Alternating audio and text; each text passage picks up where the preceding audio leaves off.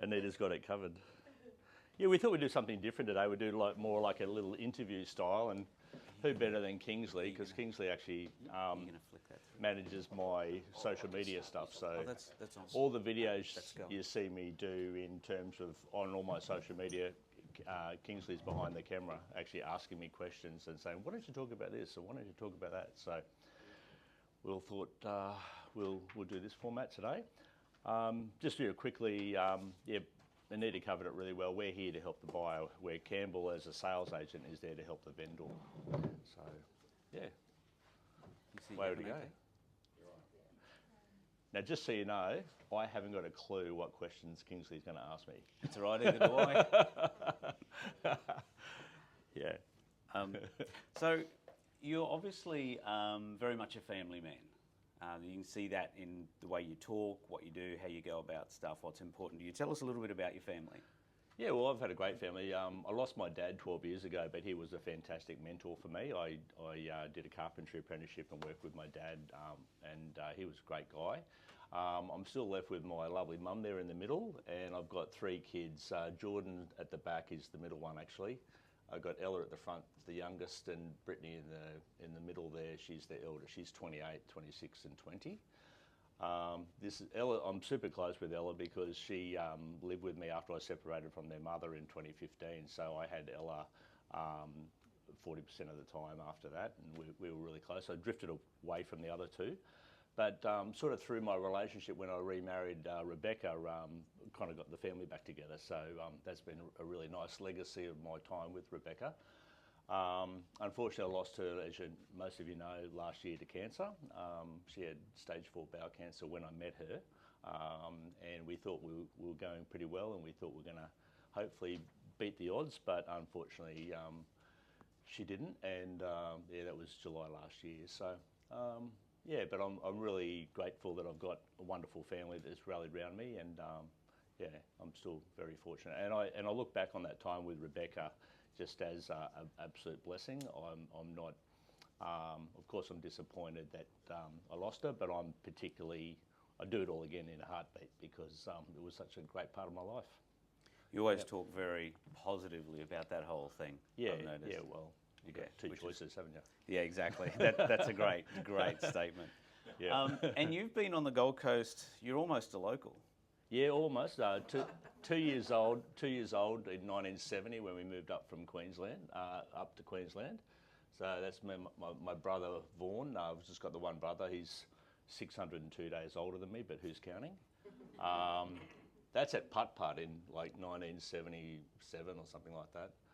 I raced at the Ashmore BMX Club, and the 88. I've always liked the number 8, and I've got 4 8s in my phone number, and it's in my personal email address. So 888, and I was a Craig Lowndes fan too, so he was 888. So growing up here, went to Surfers Paradise Primary School when it was in Surfers Paradise, so we all went over the bridge to the new one at Isla Capri in 1975 or something. And then kind of lived around the Ashmore area, but I've kind of lived between Ashmore and Burleigh my whole life. So this is my sweet spot. I really know. I've lived in Robina, Mermaid Waters, Isla Capri, Broadbeach Waters, and so Nobby's for 9 years. You would probably know that whole area better than almost anybody. Yeah, well, I know every street. Yeah. So if anyone wants to know about a property, or why to or why not buy a property on a particular street or a canal angle or whatever, you'd know. Yeah, exactly. Yeah, I know. Yeah, the best side of the streets and everything.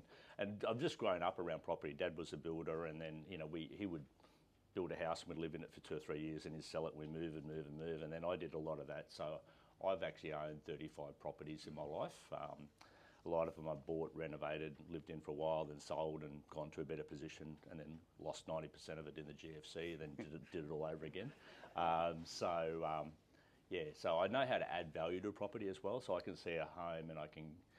For my clients now, like somebody might say, like, I want a 4-bedroom home, and I could find a 3-bedroom one with a double garage, and we could convert that into a master suite or whatever, and we can put a new garage on the front.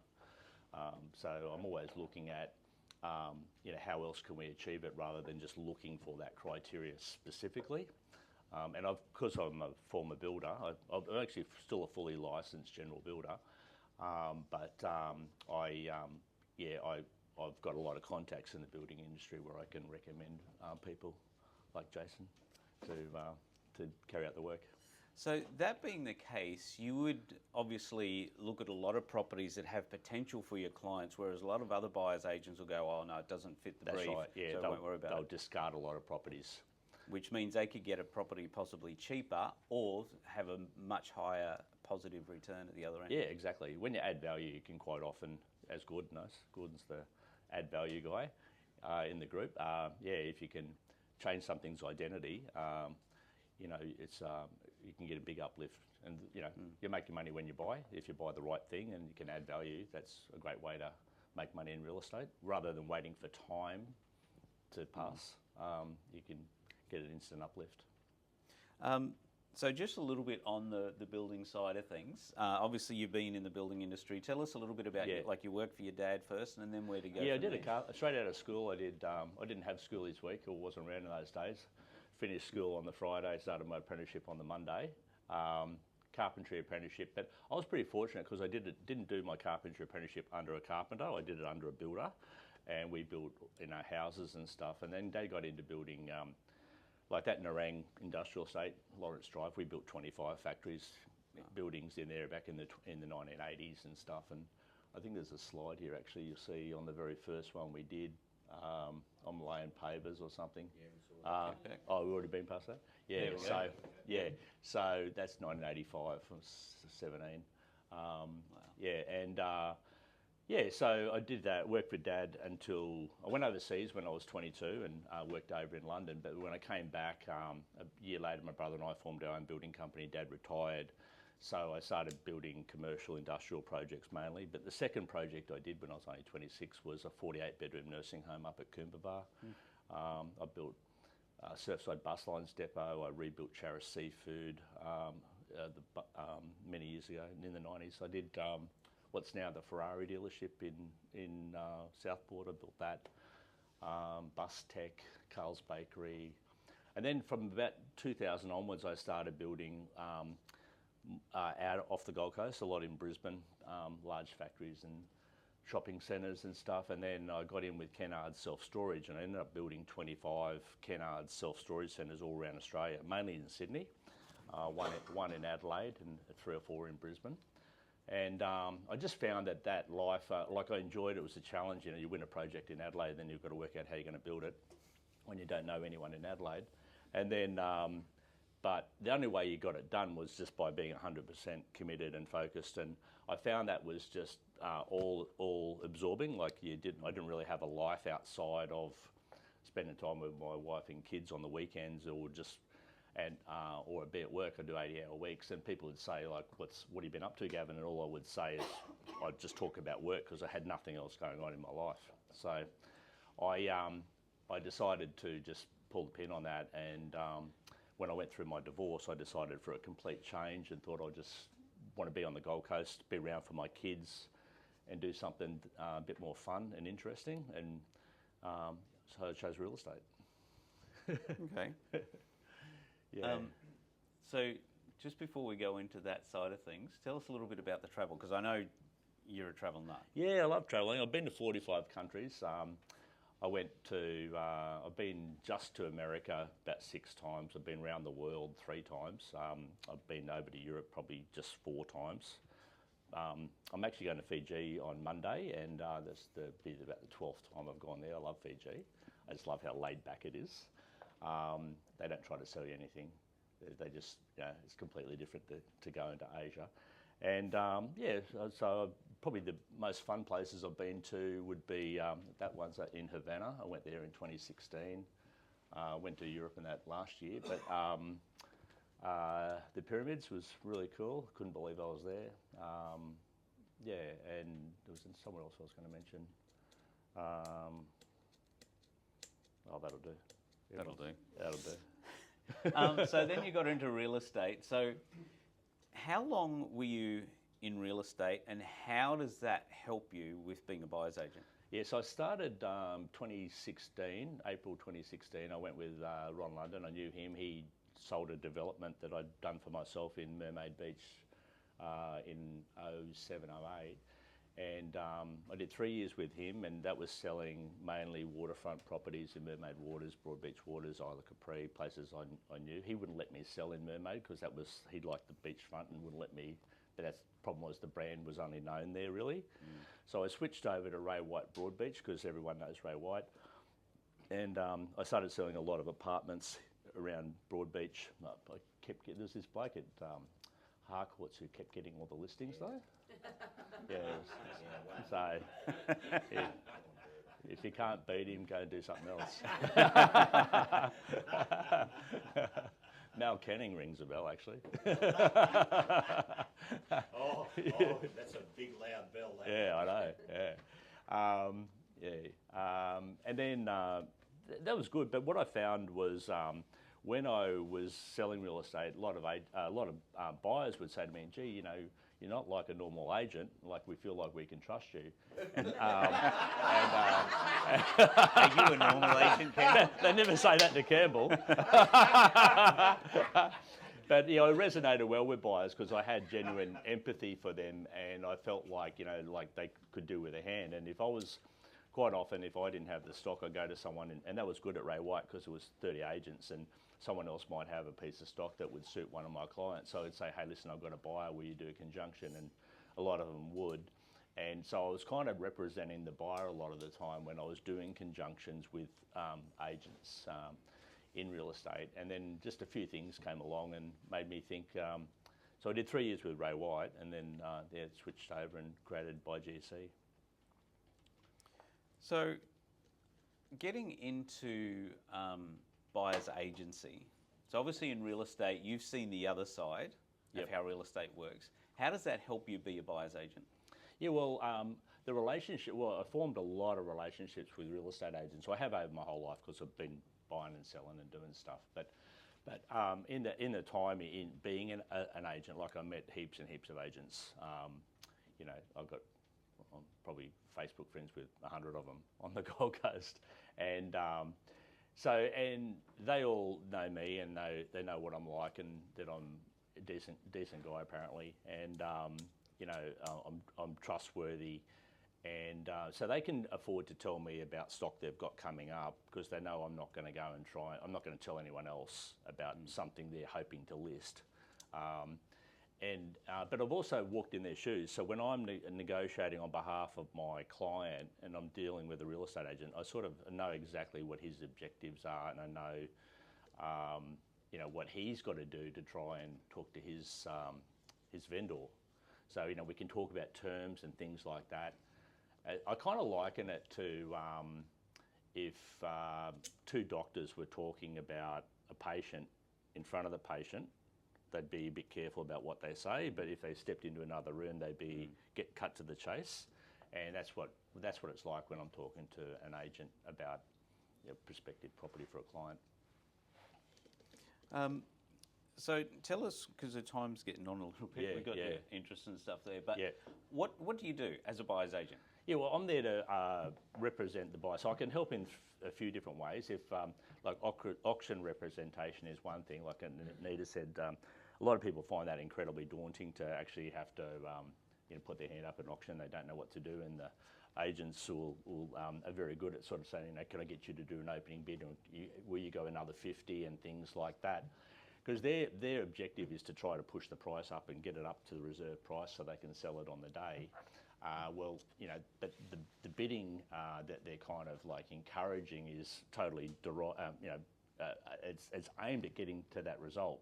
Where if I'm representing a buyer, I'm trying to get the price the property at the lowest possible price. And sometimes it's out of my control because if other people are bidding on, well, that's where the bids are. But I'm there. I kind of know the tricks of the trade, if you like. And I'm not overawed by that. I go into it with clear objectives, and I'm aware of what's going on. And like a lot of people are like a deer in the headlights, and some people just refuse to bid at auctions. So I try to encourage agents to say, if you've got someone who doesn't want to bid, I can bid for them. That'll bring them into the mix at least. That's one. So that's just a set fee at the moment. I charge $7.99 for that to come and do the bidding. Second option, if you've found a property that you like and you don't know quite how to go about it, it might be contact agent or could be going to auction or whatever, I can represent you for that. Just to find that one property. Or the full service is when I'm out searching, evaluating, finding opportunities, looking for off-market stock. Of course, I look on realestate.com and Domain, but I target all the agents that sell stock in that area, and I try to find out what they've got coming up and see if we can get an early jump on it. And when we get it early, we can generally buy it, sometimes 5-7% under what it may have gone for if it hit the market. So in that case, someone's probably saving 2 or 3 times what my fees are, and they're finding properties that they wouldn't have found on their own.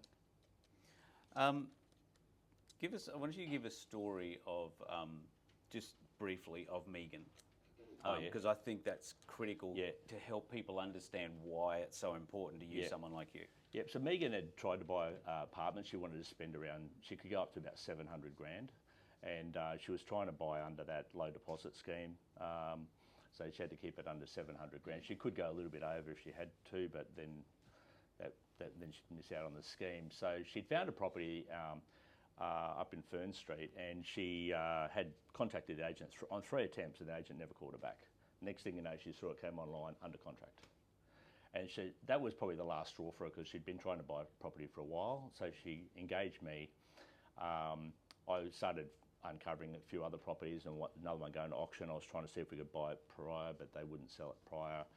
And then all of a sudden that one popped back up again, the one that she had seen. I called the agent. He answered my phone call straight off the bat because he had my number in his phone. I got through that afternoon for an inspection.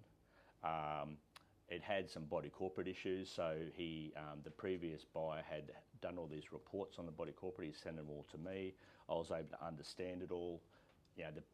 The property had a few issues, but I rang the body corporate management company the next day. They gave me the mobile number for the guy who handled that building.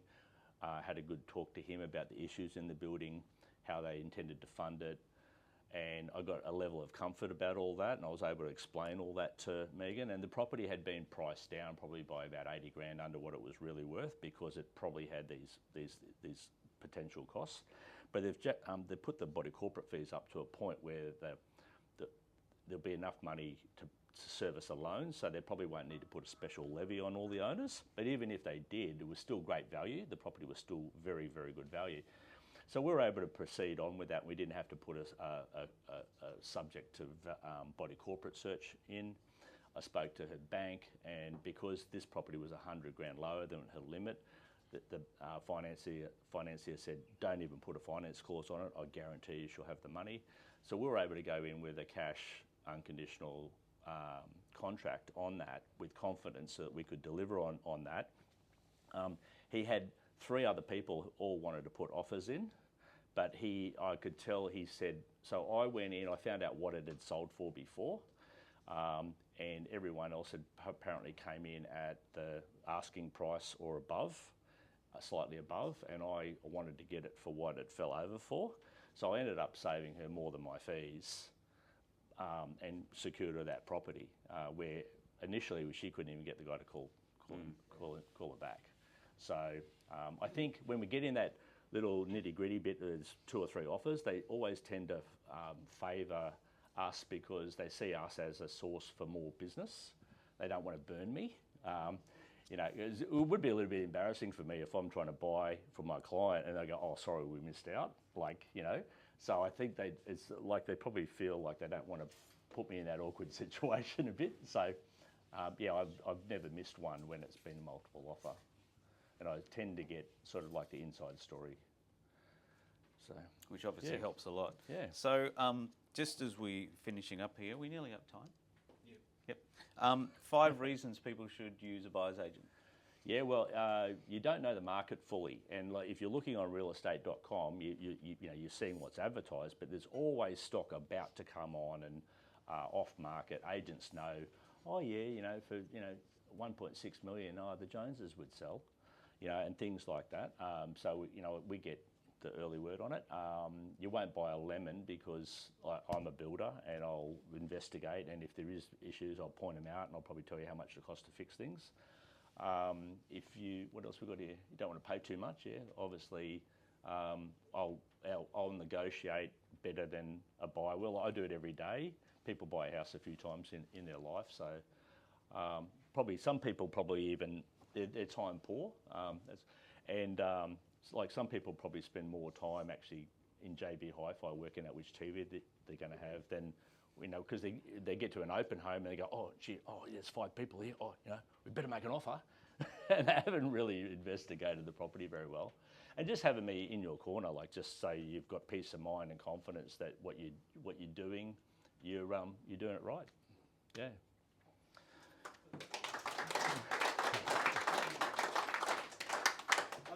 That was very, very good, Gavin. Been in the real estate world as well too. We're polar opposites in so many different ways, which I'll bring up in a minute about misconceptions of a real estate agent. Okay, fine. Yep. Vanessa's got a question. Gavin, just wondering, you're talking about this area really well, but do you go outside and then will reach to Burley? Yeah, well, I'm called by GC because I know the whole Gold Coast, but that's my strong area is sort of surface to Burley. And also what I find is agents in these areas are kind of more familiar with dealing with buyers agents. So if I go and help someone at Pimpamar, which I can't do, I walk in and they go, oh, I'm a buyer's agent. And they go like they're kind of like they don't. A lot of agents just don't understand. They don't understand. I'm actually now like, hey, I'm being paid by my buyer. 100%. I've got a credible buyer, and I don't want any of your commission. So what do like the agents love us. These people are huge Yeah. in Melbourne. Yeah. etc. Yeah. An expert like that representing can save you hundreds of thousands Yeah.